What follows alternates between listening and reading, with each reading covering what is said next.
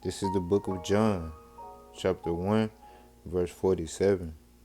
Yahweh saw Nathanael coming to him and said of him, Behold, an Israelite indeed, in whom is no guile. First and foremost, I want to give all praise, honor, and glory to Yahweh, Ba'ashem, Yahweh Shai, Ba'ashem, Rakah Kwadash, for putting the spirit on me to do this lesson. You so-called blacks and Hispanics and Native Assembly Indians, man, woman, and child needs to understand that this book is FUBU. This Bible is FUBU. It's for us, by us, for the Israelites, written by the Israelites. Okay? This is our history book. It's for us to read. It's not for everybody, man. We're going to prove that in this lesson, right? I just read John 1 and 47 to you because just letting you know, furthermore, that Yahweh Shai, which the world ignorantly calls Jesus Christ, he came for the Israelites only, and he's coming back for the Israelites only. Okay? Right, let's go to the book of Matthew. We're gonna get some of these lies and misinterpretations of this Bible. We're gonna get them broke down, right? Let's go to the book of Matthew, chapter 8, verse. I'm gonna start at verse 5, right? Talk about the centurion, which the Lord helped him. He helped heal his soldier, right? A lot of people think that this centurion soldier is not an Israelite. He is an Israelite. He's not just because you're a centurion, which is a soldier in the Roman army. It's just a soldier in the Roman army. That doesn't mean that your nationality is of Rome. Okay, your citizenship has nothing to do with your nationality. Just because you you could be a Chinese woman or man born here, and you have your of Chinese or whatever descent, and you're born over here, you could be in the army over here. That doesn't make your nationality American just because you born in that land. That doesn't make your bloodline, which is your nationality, your pedigree. That doesn't make you a American. Okay, a lot of people get it mixed up, right? Let's read. This is the book of Matthew, chapter 8, verse 5. Starting at 5. And when Yahushua was entered into Capernaum, there came unto him a centurion, beseeching him, begging him, right? And saying, Lord, he called him Lord, okay? Which Christ was the king of Israel, okay? Calling him Lord, which, just means he's over him, okay? Your master, right? Your boss, right? Read on. And saying, Lord, my servant lieth at home, sick of the palsy, grievously tormented. And Yahushua said unto him, I will come and heal him. The centurion answered and said, Lord, I am not worthy that thou shouldest come under my roof, but speak the word only, and my servant shall be healed. This is a lot of faith with this centurion is showing the Yahushua, right? He has faith in him that he knows what he's capable of, right? Read on. For I am a man under authority, having soldiers under me.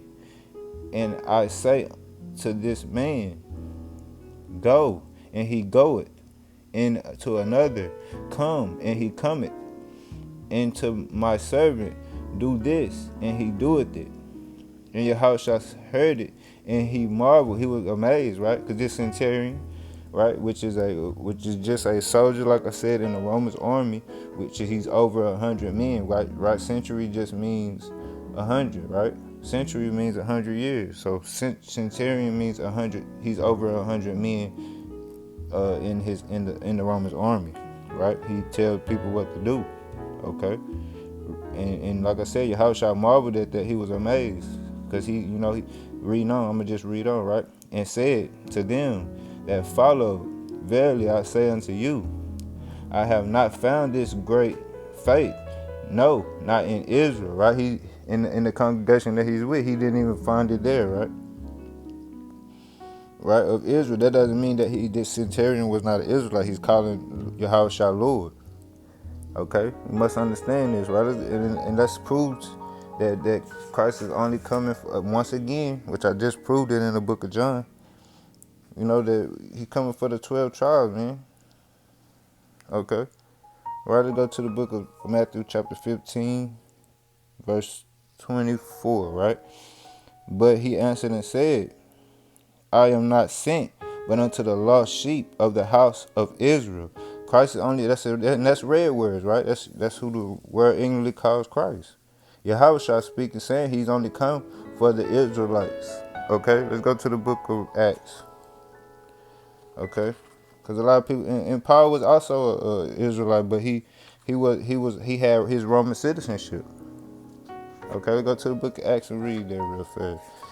All right, this is the book of Acts, chapter 22. Verse, I'm going to start at 25, right? And as they bound him in thongs, right, handcuffs basically, right?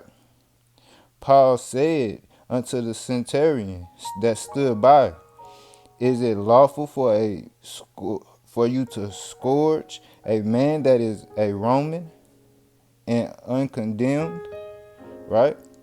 He asking the centurion, while he's bound, is it because they was finna scourge him, they was finna beat him, right? Whip him, right? With a whip. They was gonna beat him. And he asking him, is it lawful for you to whoop a Roman, right? Because like I said, Paul had his Roman citizenship, but he was an Israelite, right? Reading on. When the centurion heard that, he went and told the chief captain, saying, take heed what thou doest, right? Be careful do you know what you're doing? Like, be careful what you're doing, right? Read on. For this man is a Roman. Then the chief captain came and said unto him, he came and asked Paul, the chief captain came to ask Paul, right? Tell me, art thou a Roman? And he said, yeah, right? Paul said, yeah, I'm a Roman, right? That means that he had his citizenship. But let's go prove in the book of Romans, right, that Paul was a Israelite from the tribe of Benjamin. Okay? Go to the book of Romans. This is the book of Romans, chapter 11, verse 1. I say then, have Yahweh cast away his people? Have God cast away his people, the Israelites, right? God forbid, meaning hell no. For also I am an Israelite of the seed of Abraham, of the tribe of Benjamin, right? Paul was an Israelite, but he had his Roman citizenship. This proves it, right?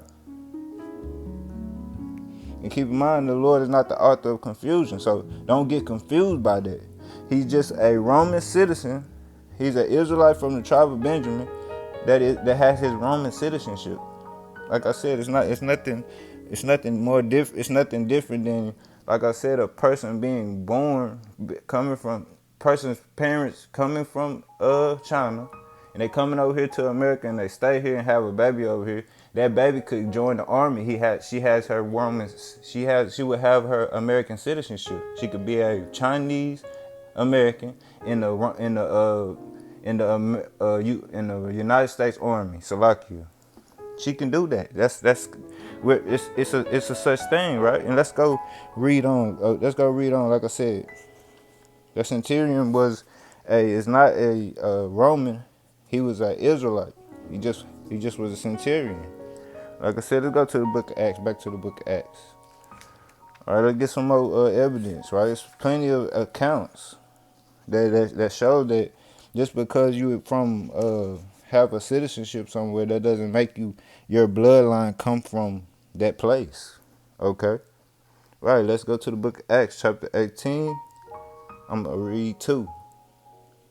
And found a certain Jew named Aquila, born in Pontus, right, which is Italy, right? Reading on, right? Reading on. Lately, come from Italy, and his wife Priscilla, because that Claudius had committed all Jews to be Salakia. Did I miss something?